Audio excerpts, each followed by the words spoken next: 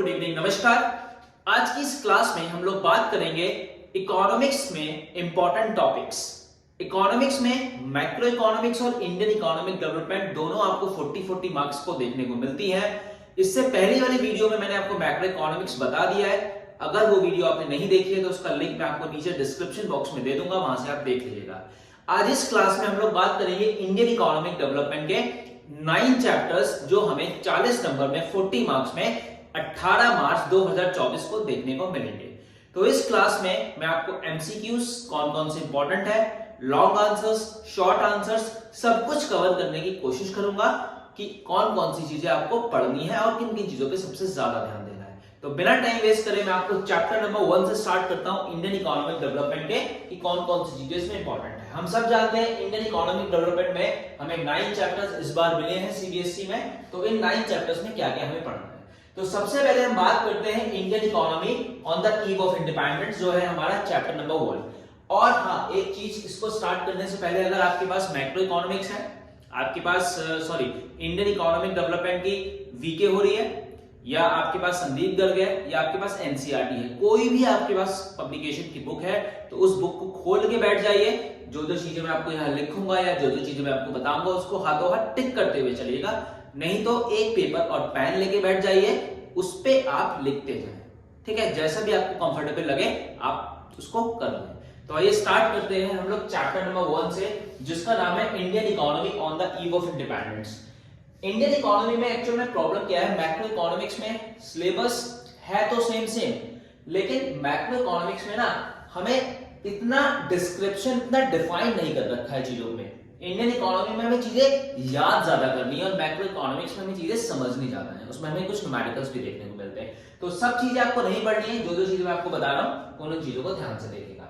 सबसे पहले बात करते हैं Indian economy on the eve of independence में चैप्टर नंबर 1 जो है, इसमें आपको क्या क्या पढ़ना है मैं कोशिश करूंगा यहाँ लिखने की।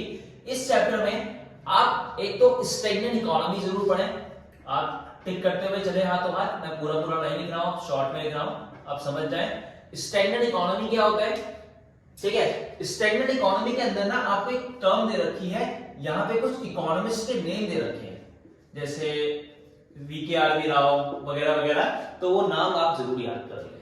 ठीक है, इसके बाद आप इसमें पढ़ें, आपका एक है बैकवर्ड इकोनॉमी।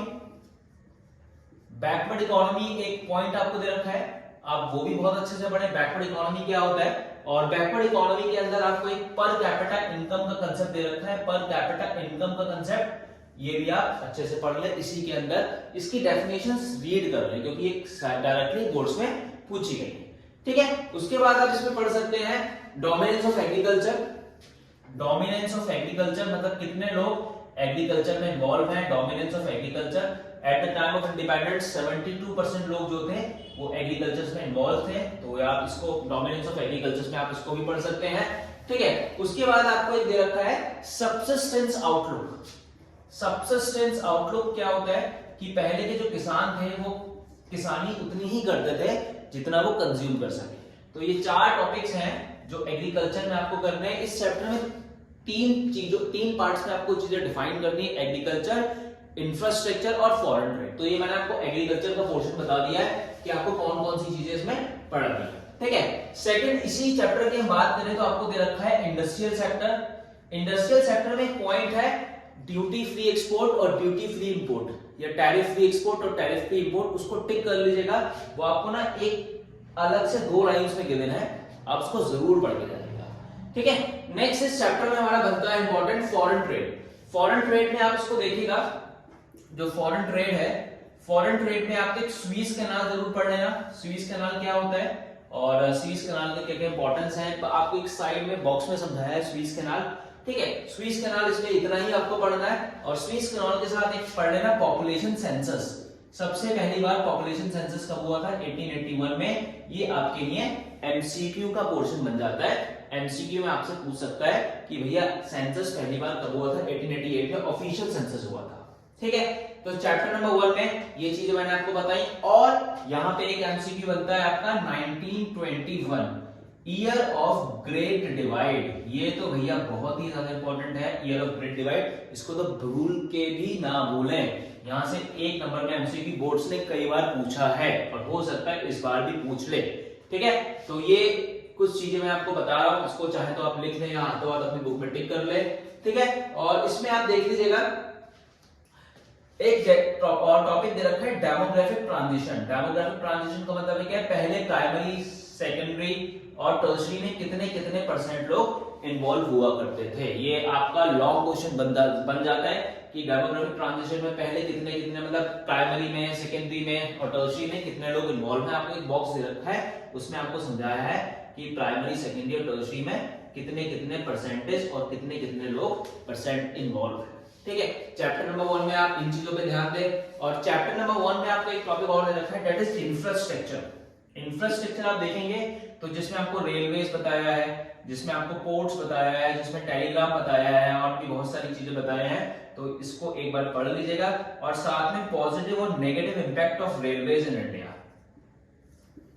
ठीक है, तो ये आपका चैप्टर नंबर 1 से इंपॉर्टेंट बनता है। तो इन चीजों को आप अपनी नोटबुक में, अपनी बुक्स में टिक कर लें। स्टैंडर्ड इकोनॉमी क्या होता है, बैकवर्ड इकोनॉमी क्या होता है, डोमिनेंस ऑफ एग्रीकल्चर क्या होता है, सब्सिस्टेंस ऑफ आउटलुक क्या होता है। ठीक है, फॉरेन ट्रीज के नाम आप जरूर पढ़ें, यहां से एमसीक्यू बन सकता है। 1921 से पूरा चांसेस है। The year of great divide, और प्राइमरी सेक्टर में कितने लोग इन्वॉल्व थे, सेकेंडरी में कितने, टर्शियरी में कितने इन्वॉल्व थे।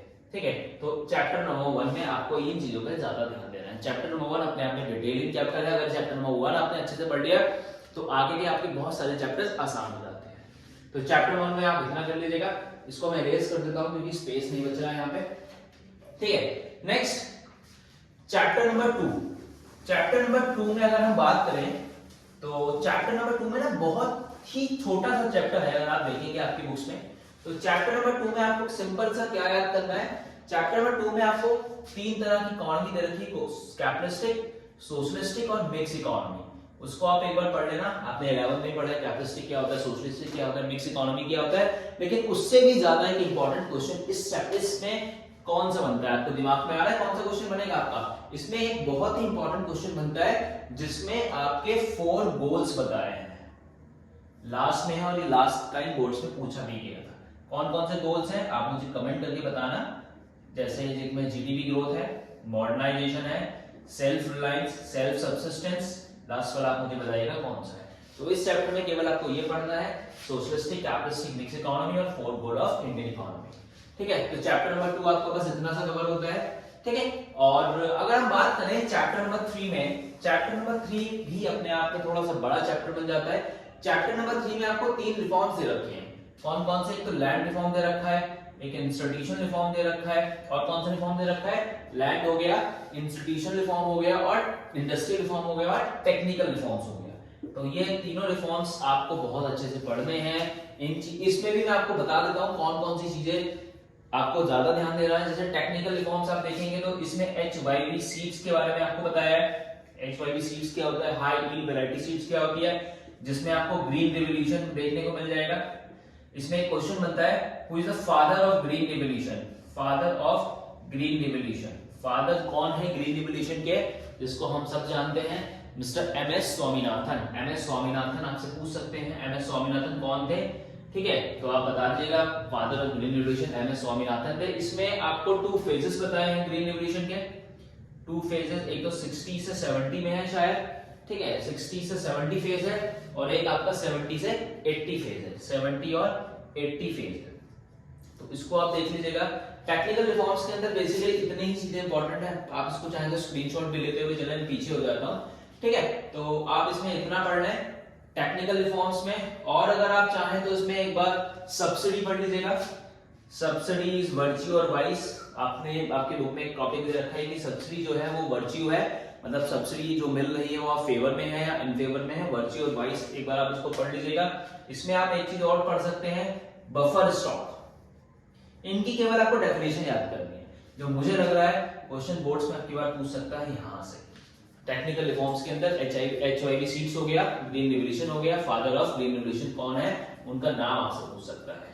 ठीक है, इसमें आप लैंड रिफॉर्म में इसके बेसिक ऑब्जेक्टिव्स पढ़ लीजिएगा। जो बेसिक ऑब्जेक्टिव्स है इसको बाद आपको रीड करना है, बेसिक ऑब्जेक्टिव्स। ठीक है, जो आपकी बुक्स में की नोट्स में भी आपको दे रखा है, साइड में देखेंगे।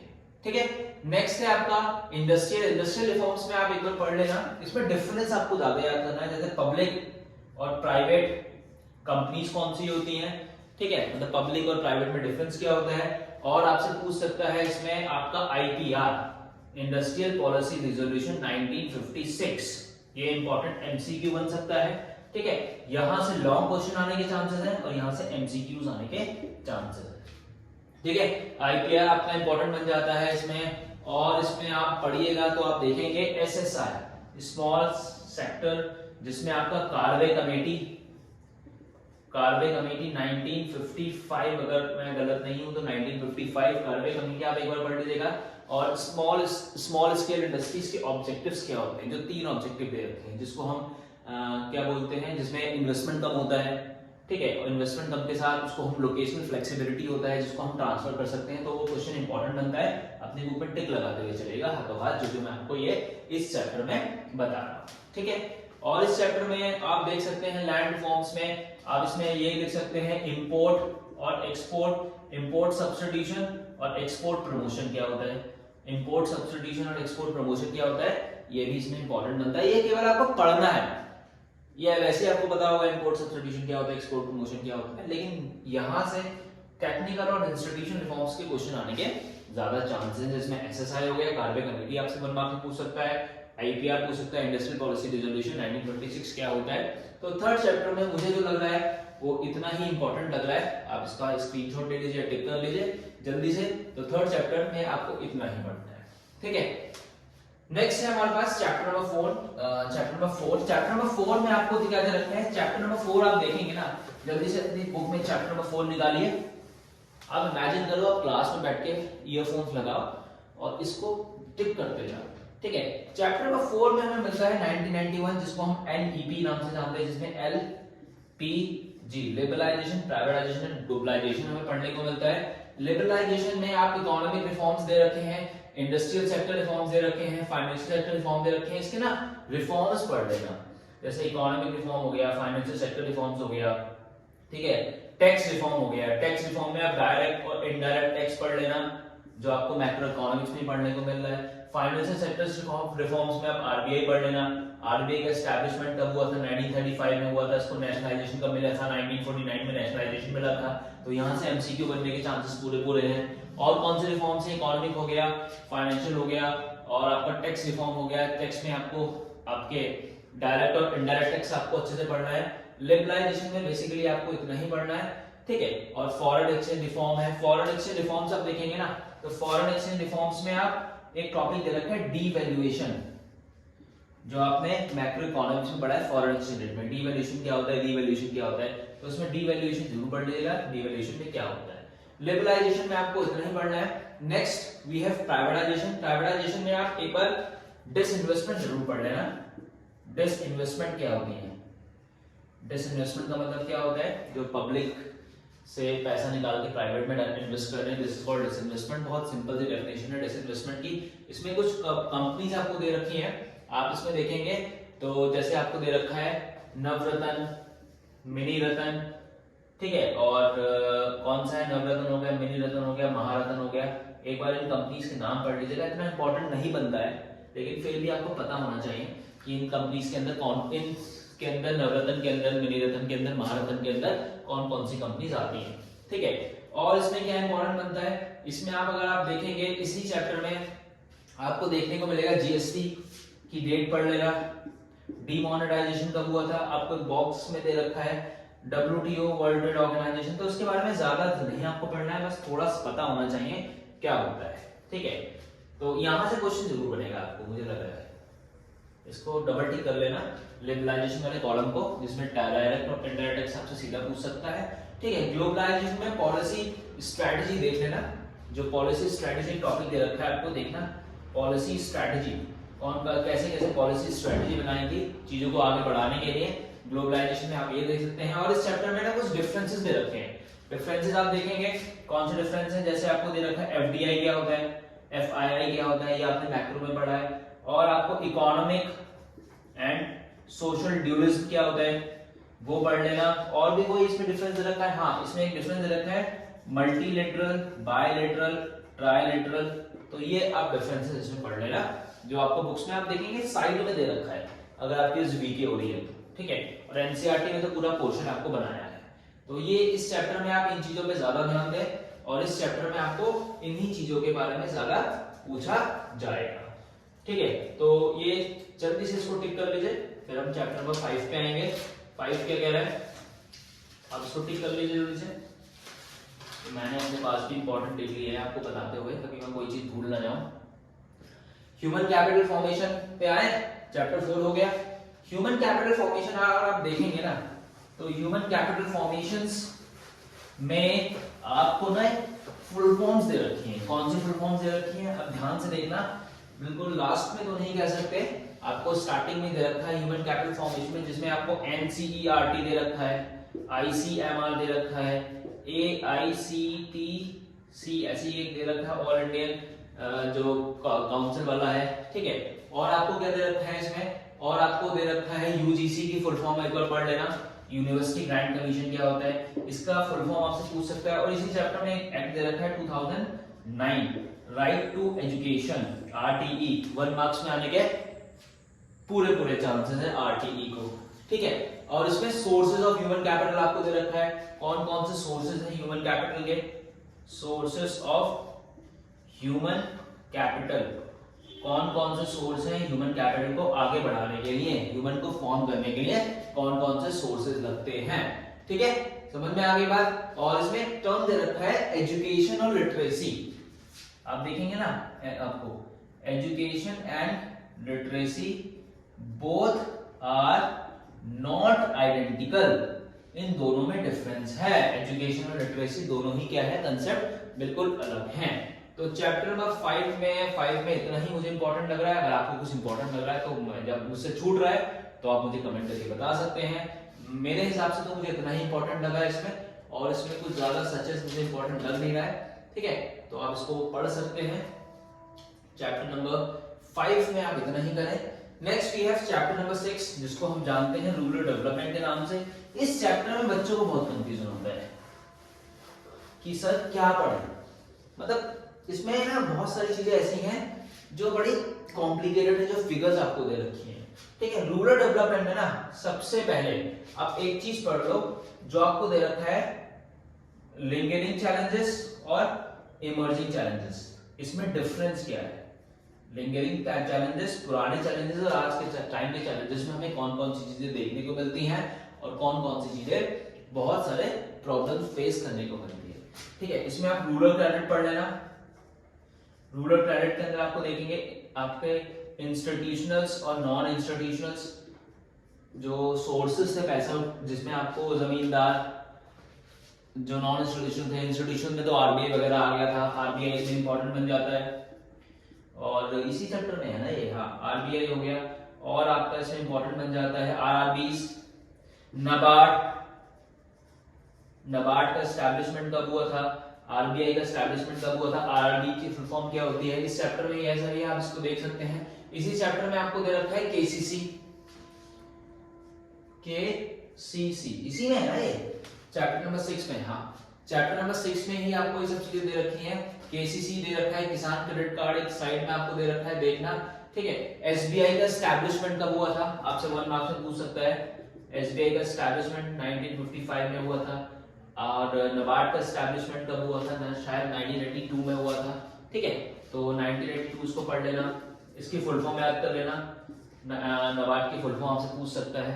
ठीक है, नबार्ड की फुल फॉर्म आपको पूछ सकता है। और इसमें क्या इंपॉर्टेंट है, नबार्ड हो गया उसमें, और इसमें आपको और पूछ सकता है रिवॉल्यूशंस, ये है ना रिवॉल्यूशंस कौन से वाले, जैसे ग्रीन रिवॉल्यूशन किसके लिए था, व्हाइट रिवॉल्यूशन किसके लिए था, गोल्डन रिवॉल्यूशन किसके लिए था, ब्राउन रिवॉल्यूशन किसके लिए था।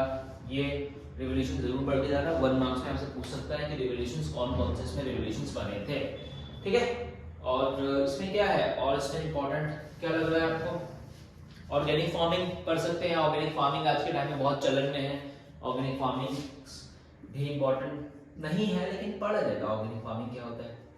डाइवर्सिफिकेशन और एग्रीकल्चर के अलावा हम कौन कौन सी चीजों में अपना योगदान दे सकते हैं, तो चैप्टर नंबर 6 में इतना ही आपको देखने को मिलेगा, और यही आपके लिए इंपॉर्टेंट है। इसको आप जल्दी से टिक कर लीजिए, फिर हम आगे बढ़ते हैं।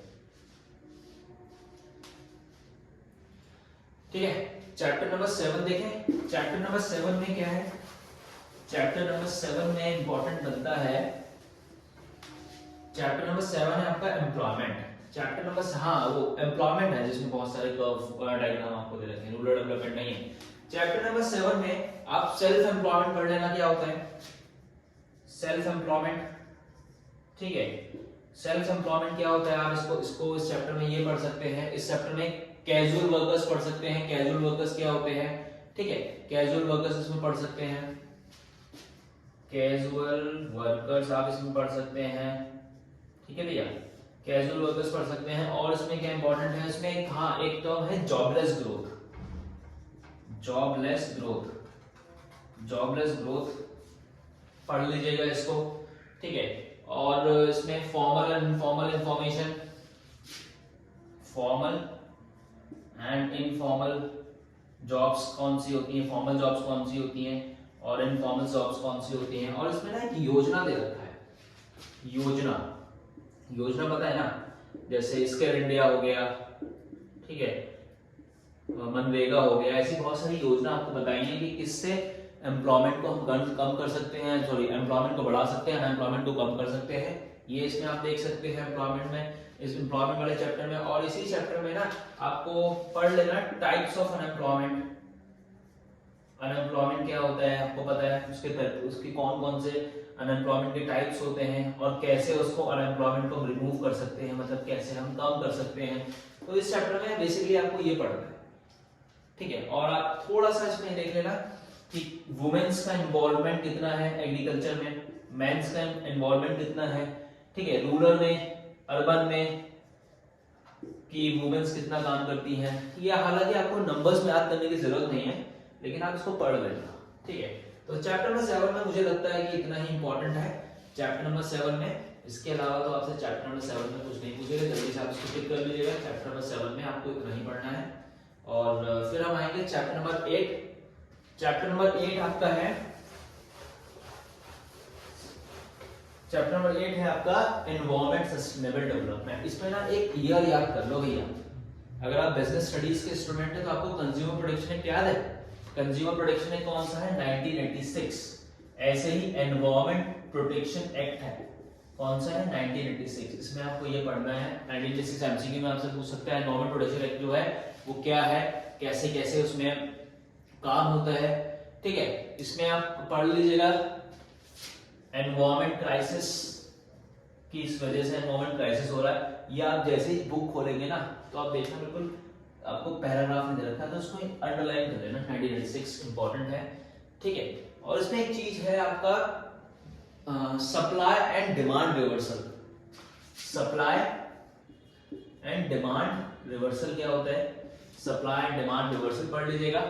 आपको देखना साइड में बॉक्स में रखा है इस तरह से, supply and demand, supply demand reversal क्या होता है, इसमें आप पढ़ लीजिएगा, ठीक है। PCB, pollution control board, PCB का एक ईयर है पॉल्यूशन कंट्रोल बोर्ड का 1947, ठीक है, यही है ना 1947 एक ईयर है पीसीबी पॉल्यूशन कंट्रोल बोर्ड, ठीक। सस्टेनेबल डेवलपमेंट इसमें इंपॉर्टेंट बन जाता है टॉपिक, ये मैं आपको इसी की बात कर रहा हूँ, अभी ये चैप्टर नहीं आया हमारा, ये अभी हम बात कर रहे हैं इसकी। सस्टेनेबल डेवलपमेंट, सस्टेनेबल डेवलपमेंट आप सबको पता है क्या होता है और कौन कौन सी गवर्नमेंट स्ट्रैटेजी बना रही है जिससे सस्टेनेबल डेवलपमेंट को, अपने एनवायरनमेंट को हम क्या कर सकते हैं, प्रोटेक्ट कर सकते हैं। ग्लोबल वार्मिंग, ग्लोबल वार्मिंग क्या होती है, ठीक है, हम सबको पता है। और हम रिसोर्सेज का मिसयूज कर रहे हैं, ओवर यूज कर रहे हैं, मिसयूज कर रहे हैं, ये तो बेसिक चीजें हैं इस चैप्टर में। ये वो चीजें हैं, पॉल्यूशन क्या होता है, कैसे पॉल्यूशन होता है, वाटर पॉल्यूशन क्या होता है, एयर पॉल्यूशन क्या होता है। हालांकि आपको सब याद करने की जरूरत नहीं है, सब आपको याद है, पढ़ लेगा बस इस चैप्टर को, ठीक है। अब हम बात करते हैं comparative development experience of India, China and Pakistan. इन तीनों का एक पाथ दे रखा है आपको, ठीक है। इन तीनों को इंडिपेंडेंस कब मिला था, अंडरलाइन करते हुए जाना इस चैप्टर में, ठीक है। बहुत सारी प्रॉब्लम होती है बच्चों को इस चैप्टर में। इस चैप्टर में सबसे पहले इंडिपेंडेंस कब मिला था तीनों को, तीनों कंट्रीज का, वो देख लेना, ठीक है। और इंडिया ने कौन कौन सी स्ट्रैटेजी बनाई जिससे वो आगे बढ़ा, चाइना ने कौन सी स्ट्रैटेजी बनाई, पाकिस्तान ने कैसी स्ट्रैटेजी बनाई जिसको अपने आप को आगे बढ़ाने के लिए, ठीक है। इस चैप्टर में चाइना में ज्यादा पढ़ने का है, जैसे चाइना में आप देखेंगे जीएलपी, ग्रेटली फॉरवर्ड का ईयर याद रखना आपको, और वन चाइल्ड पॉलिसी आपको ईयर याद रखना, और कब एंड हुआ था वो याद रखना। वन चाइल्ड पॉलिसी कब एंड हुआ था? One child policy, one child policy आपका एंड हुआ था 2016 में, है ना। और आया कब था one child policy? One child policy आपका आया था 1979 में, तो ये डेट आप पढ़ लेना 1979। ग्रेटली फॉरवर्ड क्या होता है? ठीक है, इसमें एक छोटा सा टॉपिक है G7, G20 आपसे पूछ सकता है। G20 का समिट अब की बार कहाँ हुआ था? हालांकि ये कॉम्पिटिशन एग्जाम्स के लिए है, दिल्ली में हुआ था, तो ये आपसे पूछेगा नहीं, फिर भी पता होना चाहिए G20 वगैरह क्या होता है। ठीक है, इसमें ना एक बहुत ही ज्यादा इंपॉर्टेंट चीज है, इंडिकेटर्स ऑफ ह्यूमन डेवलपमेंट।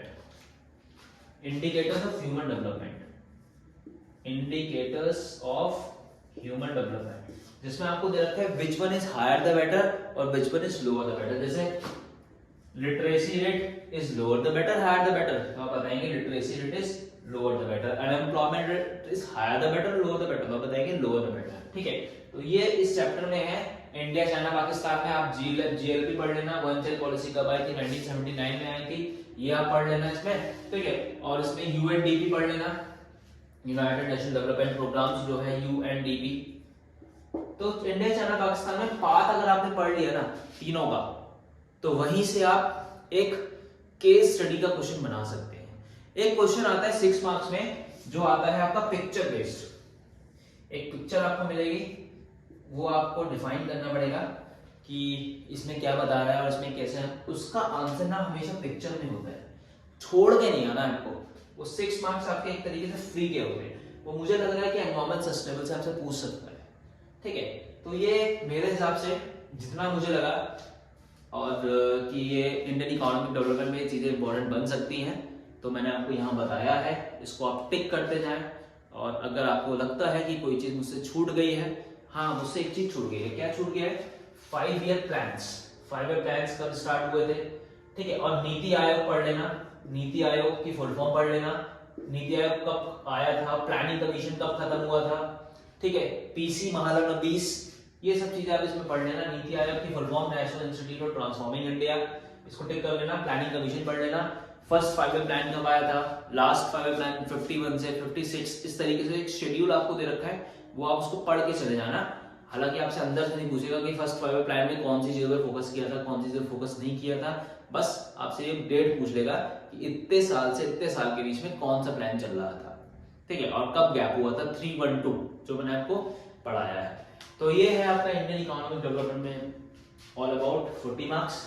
उम्मीद करता हूँ कि आपको ये चीजें समझ में आई हो और आपको इससे कुछ ना कुछ हेल्प मिले। अगर आपको कुछ भी जरा सी हेल्प मिले तो मुझे कमेंट करके जरूर बताना कि आपको इससे हेल्प मिली या नहीं मिली। चलिए मिलते हैं नेक्स्ट वीडियो में। Thank you so much for watching.